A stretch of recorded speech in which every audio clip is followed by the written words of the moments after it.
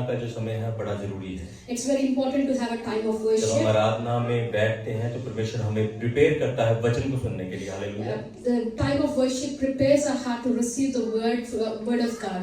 आज कुछ दो फैमिली में से वो लोग ठीक नहीं है, इसलिए ज्यादा लोग नहीं है यहाँ पर। A couple of families are not are unwell and they couldn't join us for worship उनको today. अपनी प्रार्थना में रखें कि परमेश्वर उनको जल्दी चंगा करे। Hallelujah. Please pray for those people so that God can heal them quickly. आइए हम प्रभु के वचन में से कुछ चीजों को आज सीखेंगे। Let's look to the word of God to learn few things from the word of God. अगर आपकी बाइबल आपके पास है या फोन में है, आप निकालिए मत्ती की इंजील। Let's turn our Bibles to Matthew chapter 6. Matthew is the first gospel of New Testament.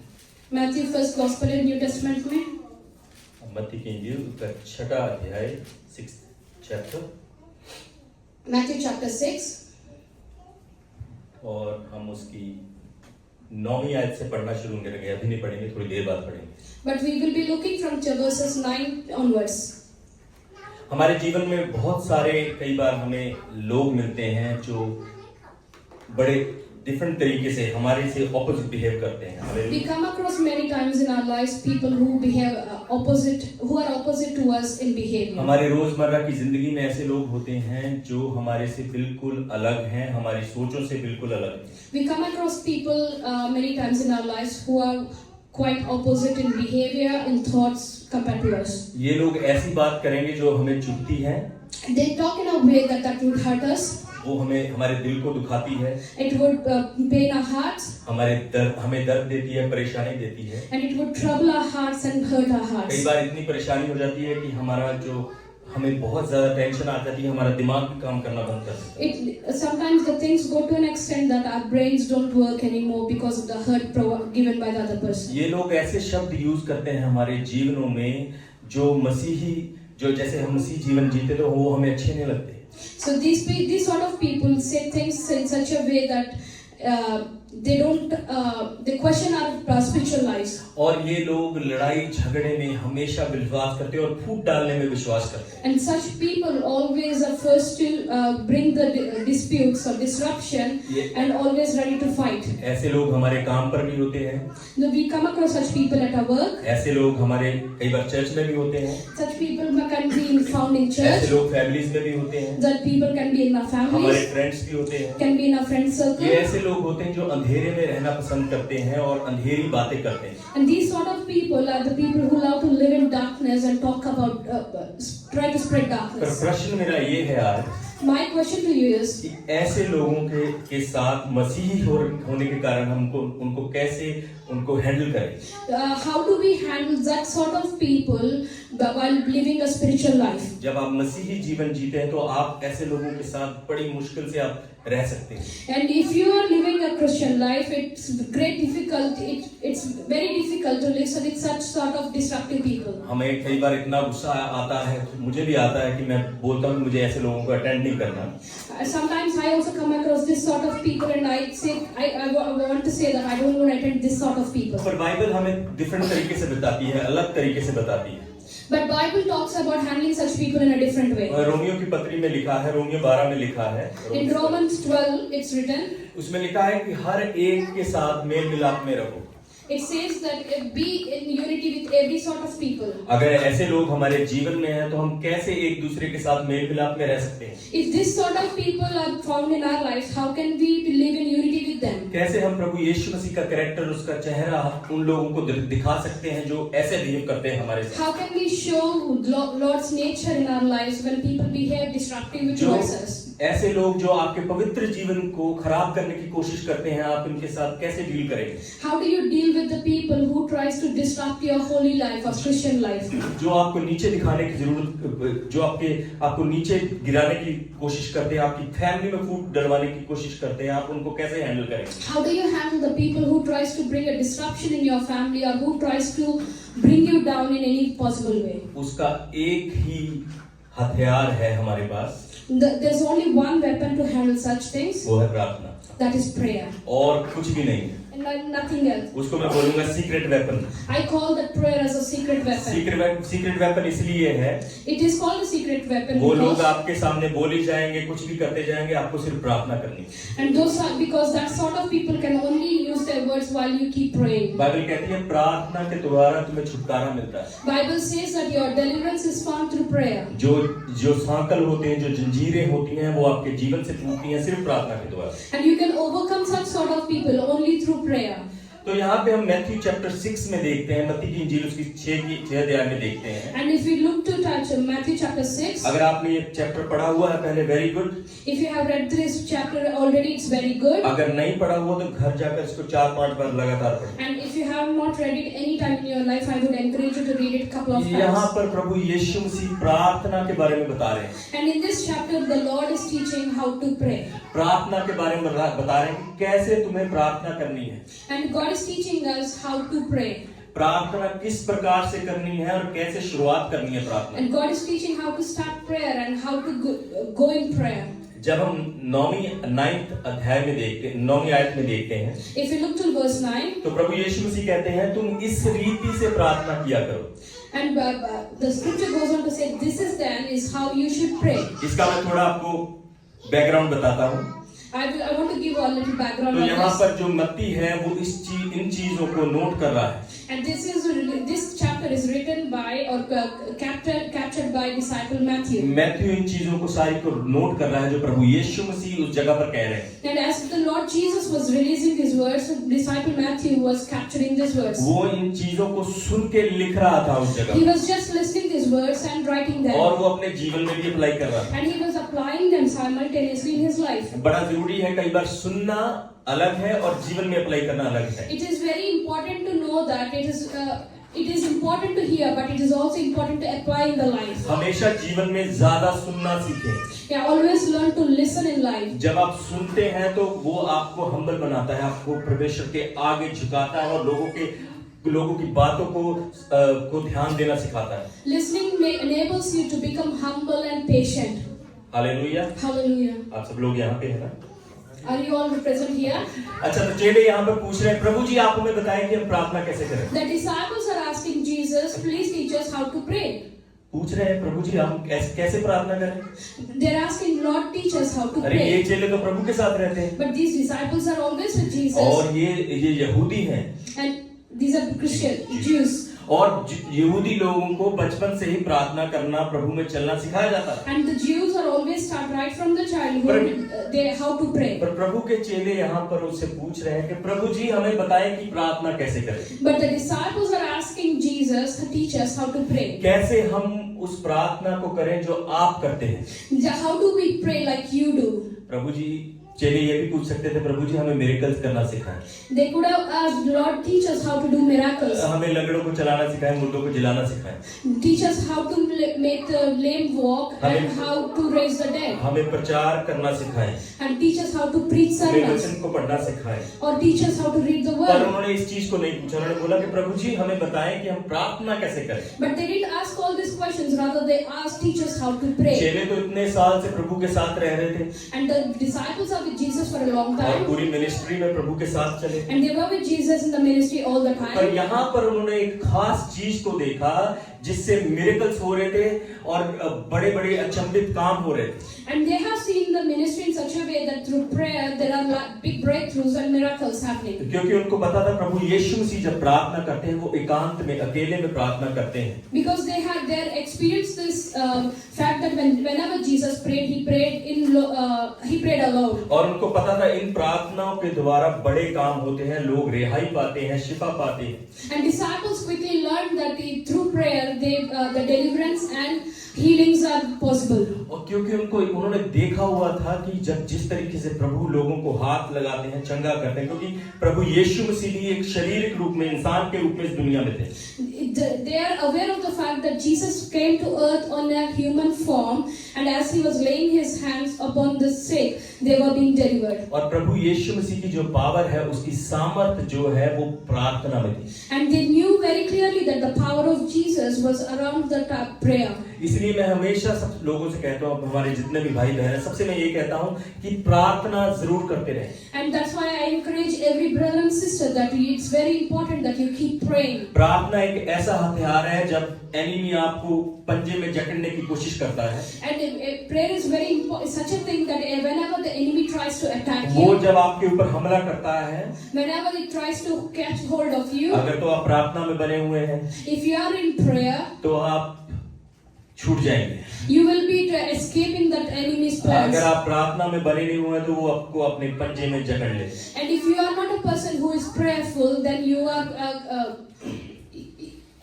will fall prey to enemy's tactics. और ये प्रार्थना यहाँ पे कैसे स्टार्ट होती है 9वीं आयत में? And let's see how the prayer starts in the verse 9. अगर आपकी बाइबल आपके पास है तो 6ठे अध्याय की 9वीं आयत को हम देखेंगे। If you have your Bibles with you, turn to Matthew chapter 6 and verse 9. I'll ask Pastor Christina to lead us in reading, Bible reading. So this is how you should pray. Our Father in heaven, hallowed be your name. Your kingdom come. Your will be done. यहाँ पे break लेंगे हम। हमारे पिता तू जो स्वर्ग में है। It says our Father who is in heaven. हमें पता होना चाहिए हमारी प्रार्थना हम किसको एड्रेस करने जा रहे हैं। It's very important that you should know that who we are addressing our prayer to. यहाँ पे एक रिलेशनशिप है बेटे बेटी या और पिता का। And here there is a relationship of a father and his children in heaven. Father in heaven with his children. बगैर रिलेशनशिप से हम अगर रिलेशनशिप नहीं है तो हम कुछ नहीं मांग सकते प्रभु। If there is no relationship with the Father, there's nothing that you can ask. हम चीजों को दुनियावी लाइफ में, दुनियावी जीवन में, In the worldly life, हम किसी और अपने पिता को छोड़कर किसी और से चीजें नहीं मांग सकते। we don't ask anyone apart from our Father. हाँ, अगर हमें कुछ चाहिए, हमें अगर लैपटॉप चाहिए तो हम पड़ोसी को जाकर नहीं मांगे कि मुझे लैपटॉप चाहिए। If we are in need of a laptop, we don't go to the neighbor's father and ask. We rather we ask our own. हम अपने पिता को कहेंगे, पिताजी, प्रभुजी, पिताजी मुझे एक लैपटॉप की जरूरत है। And instead you go to your father and you say that Dad, I need a laptop. तो जब हम यहाँ पर देखते हैं, यहाँ पर लिखा है कि हे हमारे पिता तू जो स्वर्ग में है। And it is written here that our Father who is in heaven.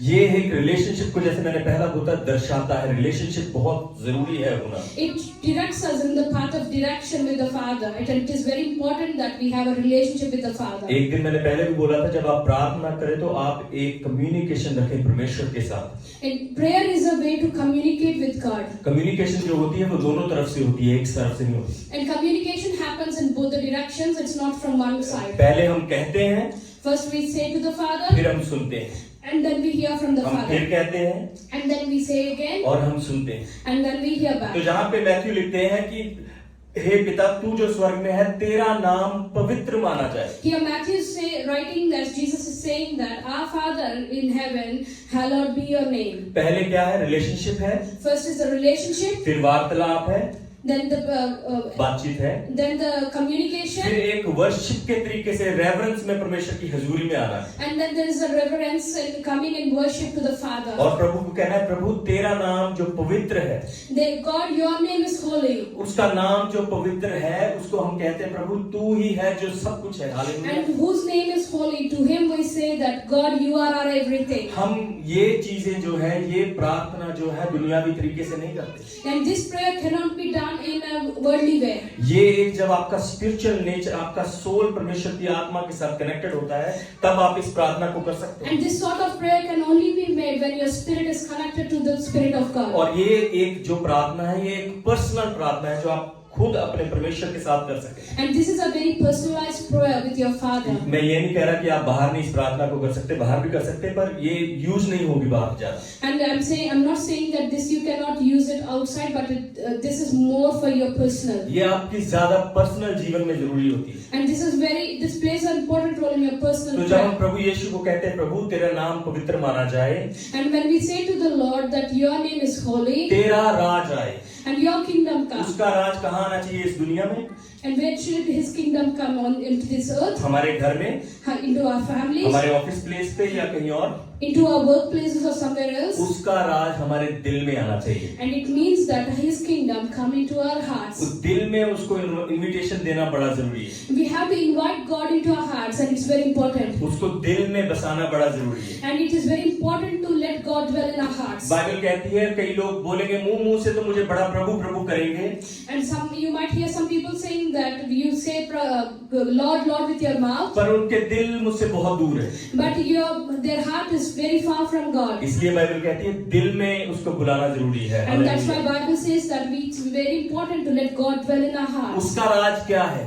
What is God's kingdom? उसका राज है जब हम उसके तरीके से सोचना शुरू करते हैं। And this kingdom is when we start thinking in the lines with the Lord's thinking. जब हम यीशु के तरीके से चलना शुरू करते हैं। And we start walking in the way Jesus walked. जब हम यीशु के तरीके से सोचना शुरू करते हैं, बोलना शुरू करते हैं। And we start thinking just like how Jesus thought. तो उसका राज हमारे जीवन में आना शुरू हो जाता है, हमारे दिल में आना शुरू हो जाता है। Hallelujah. And then his kingdom starts dwelling into our hearts and into our lives. तो बाद में कहता है कि तेरी इच्छा जैसे स्वर्ग में पूरी होती है जमीन पर भी हो। And it goes on to say, your will be done on earth as it is in heaven. तेरी इच्छा जब राज आ जाता है तो उसकी इच्छा हमारे जीवन में पूरी होना शुरू हो जाती है। Then the kingdom of God comes into our heart, then his will becomes our will. फिर हम ये जब उसका राज हमारे जीवन में आता है फिर हम ये नहीं कहते प्रभु जी नहीं है, ये प्रभु की तरफ से नहीं है। And when his kingdom is already dwelling in our hearts, we do not deny the will of God. हम ये नहीं कहना चाहते हैं नहीं ये खुदा का प्लान नहीं है, किसी का प्लान नहीं है, ये मेरा प्लान नहीं है, किसी का नहीं है। And you do not reject the will of God, saying that this is not from the Lord. जब उसका राज आ जाता है हम उसकी हर चीज को एक्सेप्ट करना शुरू कर देते हैं। And as the kingdom of God starts dwelling in our heart, we'll start accepting everything that's coming from the Lord. अपने दिल में प्रभु के राज को इनविटेशन देना शुरू करें। Learn to welcome Jesus into your heart. अगर आप चाहते हैं आपके जीवन में वो बड़ी चीजें हो, बड़े बदलाव हो, तो उसको अपने जीवन में इनविटेशन शुरू कर देना। If you want your life to be transformed, your hearts to be transformed, you better start inviting Jesus into your heart. कई बार हमें समझने की जरूरत है, हमें रिपेंटेंस की जरूरत है। लास्ट टाइम मैंने ये प्रीच किया था, रिपेंटेंस बड़ी जरूरी होती है। रिपेंट करके उसके चरणों में आकर उसके राज को अपने दिल में लेना शुरू करें। Last time I preached on repentance, and I said this, that it is very important that we come to the Lord in repentance. और जब हम रिपेंट करते हैं, मैंने बताया था कि उसका अभिषेक, उसका पवित्र आत्मा हमारे जीवन में उतरता है। And as we repent, that we start seeing the work of Holy Spirit and the anointing of the Lord over our lives. तो पहली चीज हमने सीखा कि हमारा रिलेशनशिप पिता के साथ जरूरी है होना।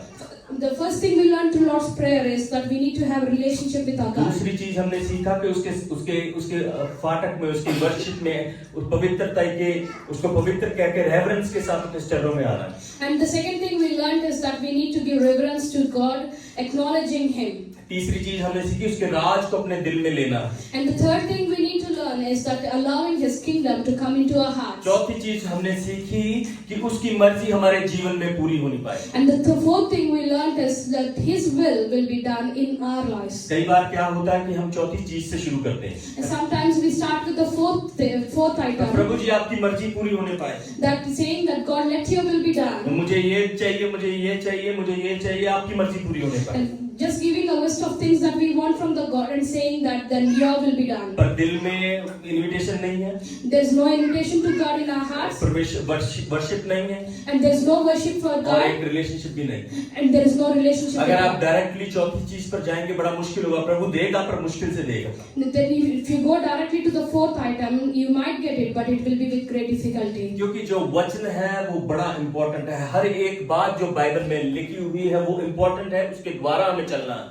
And it is very important that we walk, every word written in Bible is important that we walk according to it. अगर हम 11वीं आयत में देखेंगे, If you look to the verse 11, आप में से कोई पढ़ सकता है, इंग्लिश या हिंदी में कोई भी पढ़ सकता है। 11वीं आयत। any one of you can read it.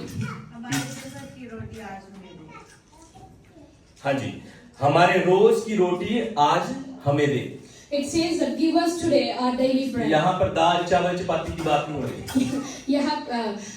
Here the verse is not talking about rice and dal or roti. यहाँ पर वचन की बात हो रही कि हमारे रोज का जो वचन है जो तूने हमें देना है वो हमें रिवील कर, Here the daily bread represents the word of God, and it's saying that give us the word we need for today. वचन कैसे रिवील होगा? How does the word be revealed? वचन रिवील होगा जब हम उसको पढ़ेंगे।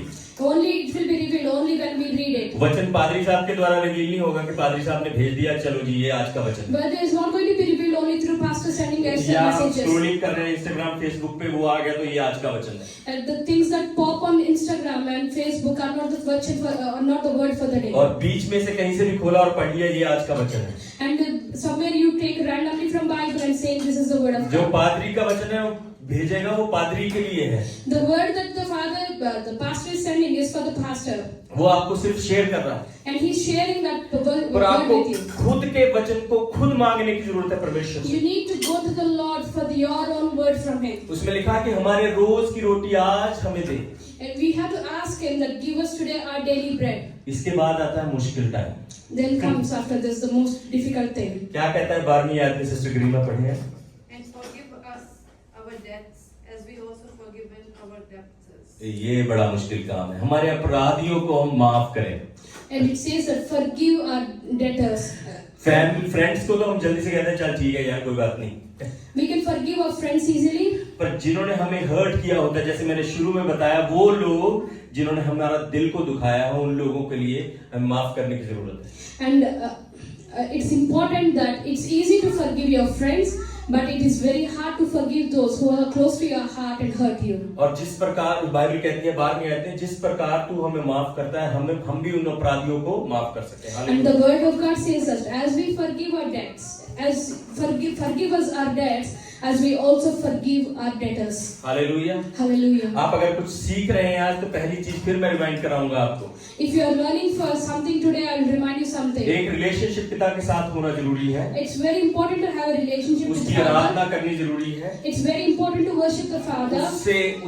उसको अपने दिल में इनवाइट करना जरूरी है। It's very important to invite the God into your अगर heart. आप चाहते हैं तो सब चीजें आपके जीवन में पूरी हो। And you ask God to fulfill His will in your और life. 5वीं चीज थी, उसके वचन को रिसीव करना जरूरी है। And the 5th thing is to receive the word of God. और 6वीं चीज अपने अपराधियों को भी माफ करना है। And the 6th thing is to forgive our debtors. अपराधी वो लोग हैं जिनको हम पसंद नहीं करते। And the debtors are those who we don't like. मैं बता रहा था कि आई थिंक वेडनेसडे को मैं किसी के घर, थर्सडे को हम किसी के घर पे थे, और मैं बता रहा था वहाँ की एक जगह पे मैं डिलीवरी करने के लिए गया। We were at someone's house on Thursday, and I was telling them that we were at. I had to go somewhere to deliver something. तो वहाँ पे किसी ने मेरा कुछ मजाक बनाने की कोशिश की, And there someone had tried to make fun of me. पर मैंने उन चीजों का रिप्लाई नहीं दिया वहाँ पे। I didn't respond to that situation. I delivered the parcel, मैं parcel deliver किया, और मैं चलना शुरू कर दिया। and I just left that place. उन 4 लड़कों में से एक लड़का मेरे पास भाग के आया, उसके हाथ में एक ड्रिंक था। And out of those 4 who were mocking me, one ran towards me, and he had a drink in his hand. उसने कहा ये तेरे लिए, ये रख ले। And that can is, he said that this can is for you, you can keep it with मैंने you. कहा मुझे नहीं चाहिए, it's okay। I said I don't need it, I'm fine. तो उसने मुझे पूछा तुझे बुरा लगा? He asked me, have you felt offended with the comments? तो मैंने उसको कहा अगर ये चीज तुम्हें खुशी देती है, you continue। I told him plainly that if these sort of things makes you happy, पर मैं continue. तुम्हें रिप्लाई नहीं करूंगा, But I would not respond to you. क्योंकि जब परमेश्वर के साथ हम चलते हैं, हमारा कैरेक्टर उसकी तरह बनना शुरू हो जाता है। Because when you walk with God, your character starts transforming into the likeness of God. एक नम्रता, एक हम्बलनेस आपके जीवन में आती है। You will start developing patience and calmness. आप उसकी सोचों की तरह सोचने लगते हैं। And you will start thinking according to His thoughts. आप ऐसा चलते हैं जैसे प्रभु यीशु मसीह इस दुनिया में चला था। And you will start walking like just how Jesus walked. फिर आप अपने अपराधियों को भी क्षमा करना शुरू कर देते हैं। And you will start forgiving those who have hurt you. जब कई बार हमारे जो ब्रेक थ्रू हैं उन चीजों में छुपे होते हैं, जब हम किसी को क्षमा नहीं करते, उन चीजों में हमारे ब्रेक थ्रू होते हैं। And sometimes our breakthroughs are stuck, that because we do not want to forgive someone. कई बार ब्रेक थ्रू हमारे बहुत ही ज्यादा पास होता है, पर हम अपनी खुद की गलतियों से उसको खो देते हैं। And sometimes the breakthrough is so close to us, but we miss that breakthrough because we are not letting go our unforgiveness. प्रभु हमारा अच्छा प्रभु है, hallelujah. But our God is a good God, वो हमारा अच्छा hallelujah. चरवाहा है, वो बार-बार हमें चांस देता है। He is a good shepherd and He gives us opportunity to get better every time. वो हमें छोड़ता नहीं, हमें त्यागता नहीं। Hallelujah. He doesn't leave us nor forsake us. मैं हमेशा एक चीज कहता हूँ, अपनी लाइफ में अच्छी चीजों को डिक्लेयर करना शुरू करें। I always encourage people to declare good things in their life. अपनी लाइफ में ऐसी डिक्लेयर करें, उन चीजों को डिक्लेयर करें जो प्रभु की ओर से हैं। जो declare those things that are from the Lord. और उन चीजों को ठुकराएं जो प्रभु की ओर से नहीं है। And start rejecting the things that are not from the Lord. जब आप उसके राज को समझना शुरू करेंगे, उसकी ब्लेसिंग के राज को समझना शुरू करेंगे, तो जितनी भी आशीष हैं, जितनी बरकतें हैं, हीलिंग है, वो आपके जीवन में आना शुरू हो जाएगी। When you understand the kingdom of God and you allow the kingdom of God in your lives, you will allow the breakthroughs, healings and blessings into your life. पर कंडीशन यह है कि पवित्र उसके साथ रिलेशनशिप होने की जरूरत है। But the only condition is that you have to be in relationship with your Father. Worship में रहना जरूरी है। It's very important that you remain in worship. उसको अपने दिल में जगह देने की जरूरत है। It's very important that you let God dwell in your heart. परमेश्वर की सोचों को यीशु की सोच की तरह जीने की जरूरत है। And it's very important that we live in the likeness of God, in the likeness of His thoughts. एक इंसान ने मुझे रिसेंटली पूछा, One person has asked me recently, कि जब प्रभु यीशु मसीह इस दुनिया में थे, when Jesus was on this वो earth, तो खुदा थे, वो सह सकते थे इन चीजों को। He was God, वो सह सकते थे। He could have tolerated all these things because He's God. फिर मैंने उसको समझाया, वो खुदा तो थे, पर वो पूरे एक इंसान के रूप में थे।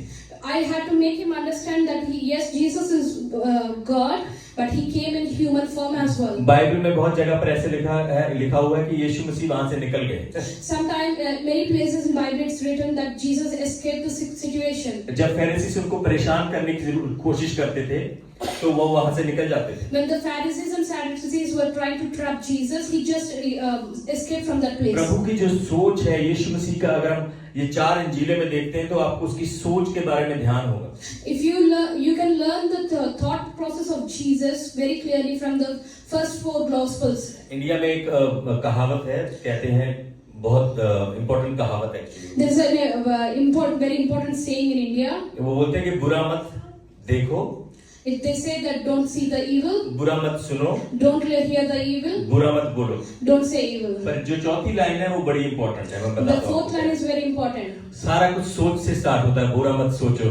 Everything starts with the thoughts. आपको समझने की जरूरत है, जब आप बुरा नहीं सोचेंगे तो सब कुछ अच्छा होगा। If you don't think evil, you will understand that everything will go आपको positive. समझने की जरूरत है कि यीशु हमारी सोच के द्वारा हमारे जीवन में काम करता है। You have to understand that God works through your thoughts into your life. जैसे आपकी सोच होगी वैसे आपके काम होंगे। How your thoughts are aligned, same the way your work is aligned as per your thoughts. अगर आप ऐसे लोगों के साथ रहेंगे जो खाने पीने वाले हैं, दारू पीने वाले हैं, शराब पीने वाले हैं, जो रोज जुआ खेलते हैं, ऐसे लोगों के साथ रहेंगे तो आप वैसे ही बन जाएंगे। You will become just like your friends if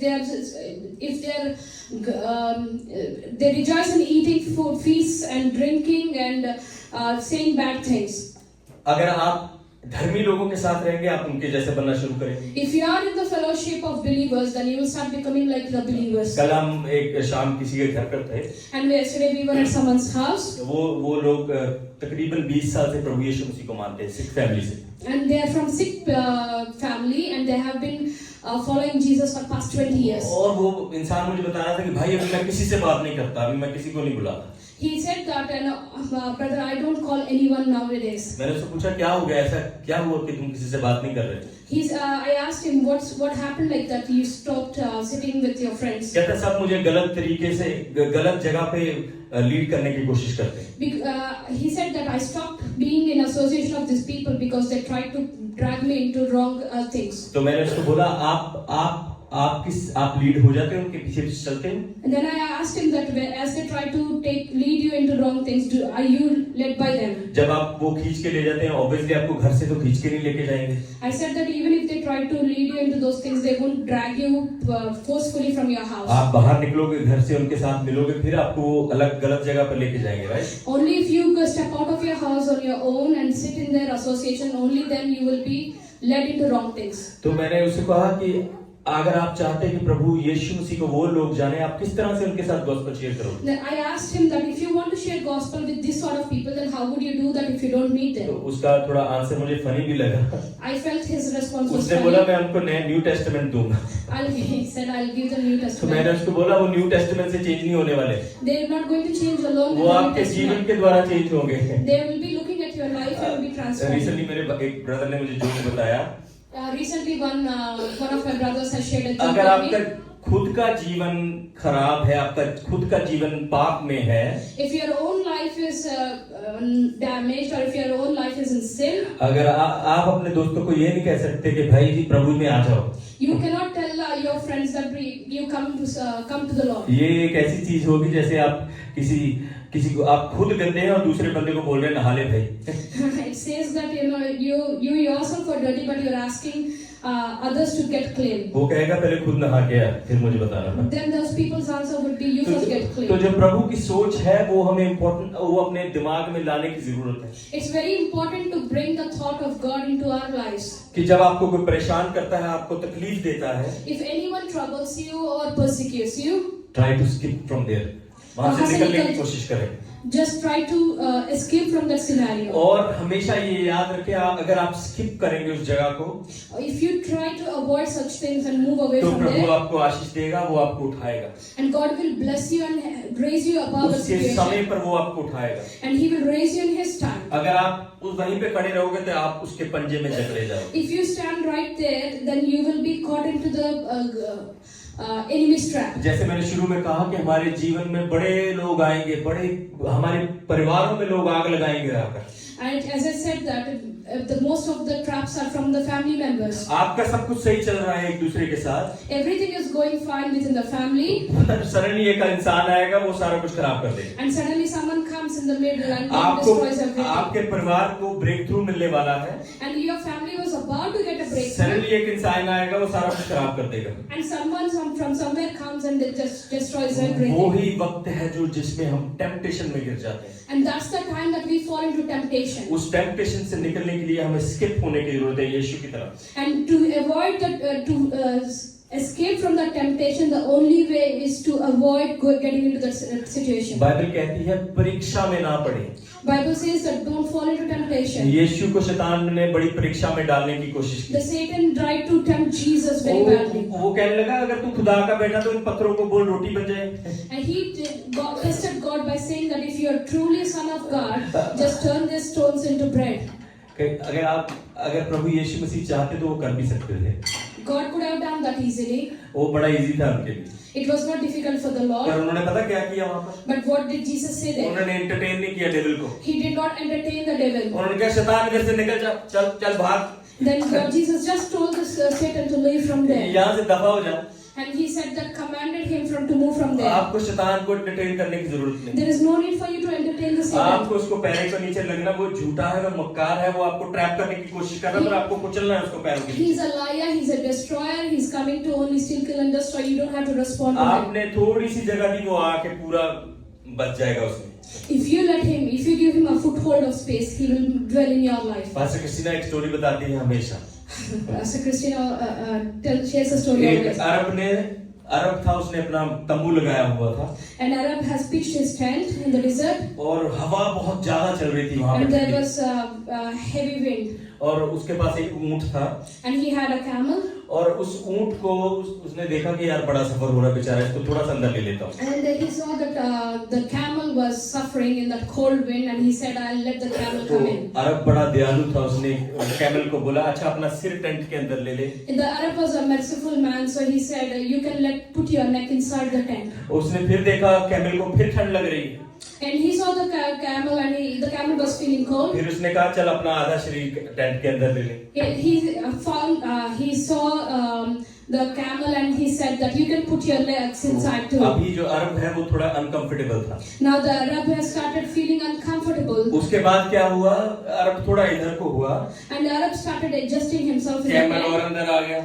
and the camel started creeping और over थोड़ी देर inside. बाद क्या हुआ, अरब बाहर हो गया और कैमल पूरा अंदर आ गया। And after some time, the Arab was kicked out of his own tent while the camel was inside the tent. थोड़ी सी शैतान को जगह आप जगह देंगे तो वो पूरा अंदर आ जाएगा भैया। If you let the devil will take a foothold in your life, it will capture your whole life. अगर थोड़ा सा हम किसी को बोल देंगे हाँ भी आजा मेरे घर पे, वो पूरा अंदर आपके कबाड़ कर देगा आपके घर. And if you allow some sinful people to come into your life, then they will start taking control over your own life. इसलिए मैं कहता हूँ कि प्रार्थना में बने रहने की जरूरत है, परमेश्वर की हुजूरी में बने रहने की जरूरत है, उसके साथ एक रिश्ता बनाने की जरूरत है. That's why I tell you that it is very important that you remain in prayer, you remain in the relationship with God, and remain in the Word of God. परीक्षा तभी आती है जब हम यीशु को छोड़कर दूसरी चीजों के पीछे चलने शुरू हो जाते हैं. And the trials may come when we start leaving Jesus and start walking in the worldly ways. उसकी सोच को अपनाने की जरूरत है. It's very important that you allow the thoughts of God to dwell in you. Matthew chapter 6 में लिखा गया है कि परमेश्वर, हम जब पहली आयत से पढ़ते हैं कि हे हमारे पिता तू जो स्वर्ग में है, जब हम इन चीजों को पढ़ना शुरू करेंगे तो उसकी सोच हमारे जीवन में आना शुरू होगी, हम पवित्रता के साथ जीना शुरू करेंगे. And as we read the words, each word with carefully in this Matthew chapter 6 from verse 9 onwards, we'll allow the thoughts of God to dwell in us, and we allow the purity of God to dwell in us, and we'll start living in the likeness of God. हमेशा याद रखें कि बुराई के साथ बुराई को आप खत्म नहीं कर सकते. Always remember that you cannot kill evil with evil. अगर आपको कोई गाली देगा, आप उसको गाली देंगे, वो चीज बढ़ती जाएगी. You cannot throw insults to those who are insulting you. Argument कभी कोई सॉल्व नहीं कर सकता. No one can solve such problems with such attitudes. सही चीज ये है कि यीशु की तरफ जगह से निकल जाए.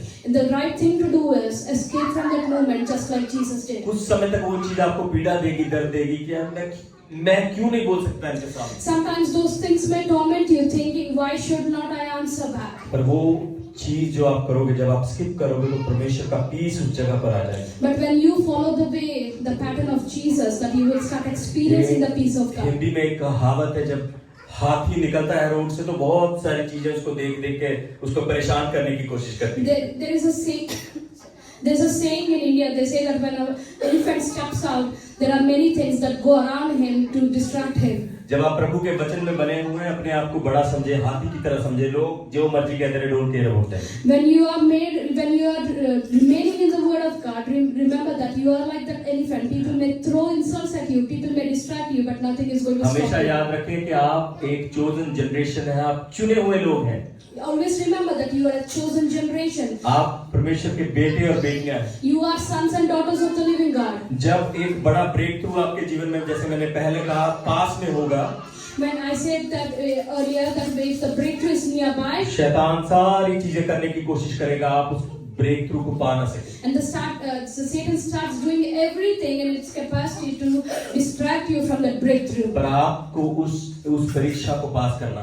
You have to pass the trials. पास आप एक ही तरीके से कर सकते हैं, प्रभु यीशु मसीह की अगर सोच आपके जीवन में है. You can only overcome those trials only if the word of God remains in you. यहाँ पे लिखा हुआ है कि ऐ हमारे बाप तू जो स्वर्ग में है, तेरा नाम पाक माना जाए. It's written that our Father who art in heaven, hallowed be your name. Relationship बहुत जरूरी है. It's very important to have a पवित्रता relationship. बहुत जरूरी है. It's very important to have purity. Worship बहुत जरूरी है. It's very important to be in उसको अपने worship. दिल में इनवाइट करना बड़ा जरूरी It's है. very important to invite Jesus into उसके your वचन heart. को पढ़ना बड़ा जरूरी है. It's very important to remain in the word of temptation God. में ना पड़ो, इसलिए प्रार्थना करना जरूरी है. It's very important that you remain in prayer, that you can जब हम overcome ये सारी चीजें temptation. करना शुरू हो जाएंगे, प्रभु का एक बड़ा चमत्कार आप अपने जीवन में देखेंगे. When you start doing all these things, you will start experiencing the big breakthroughs from God. वो लोग जो आपसे नफरत करते हैं, आपको बुरा भला कहते हैं, वो आपकी आगे प्रशंसा करेंगे. The people who have insulted you who have said wrong things to you, you will witness that they will start saying good things about Prabhu you. यीशु मसीह उनको, हमारा खुदा ऐसा खुदा है, वो उनको ऐसा बना देगा कि वो आपको सॉरी बोलेंगे. आप And God will raise situations that when people persecute you and you remain in Him, He will make them say sorry to you. पर जरूरी है प्रभु कि हम प्रभु में बने रहें.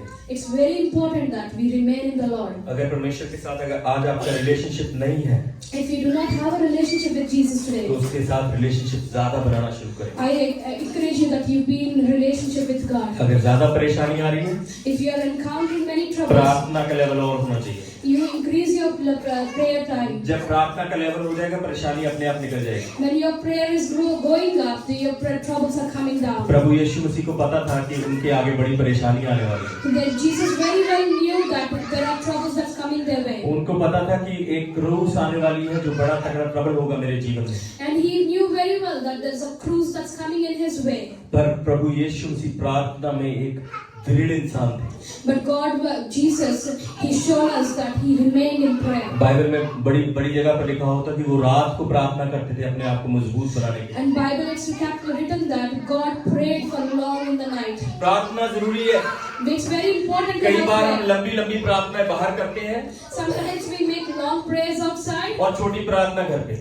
and small prayers at home. इसका ऑपोजिट होना चाहिए। लंबी प्रार्थना घर पे होनी चाहिए It should be और opposite छोटी way. प्रार्थना बाहर होनी चाहिए। That you should do long prayers at home and small जब prayers प्रभु यीशु outside. मसीह ने उस लाजरस को कहा, उन्होंने एक बड़ी लंबी प्रार्थना नहीं की। When Jesus called Lazarus out of the grave, He didn't make big prayers. उन्होंने कहा लाजरस बाहर आ। He just said one statement, Lazarus, come पर out. उसके पीछे एक प्रार्थना थी जो बड़ी लंबी थी। But he had a prayer, a very long तो prayer behind the उसके miracle. पीछे एक रिलेशनशिप था जो परमेश्वर यीशु मसीह के साथ, He had a good relationship, strong relationship with Jesus. अपने परमेश्वर के साथ रिलेशनशिप को बनाना शुरू करें। Be in a relationship with Jesus उसके साथ एक सहभागिता में रहना शुरू करें। and learn to be in relationship with God उसके साथ चलना शुरू करें, उसकी सोच को अपनाना शुरू करें। and learn to walk along with God. अगर आप एक बड़े मिरेकल्स को अपने जीवन में देखना चाहते हैं, If you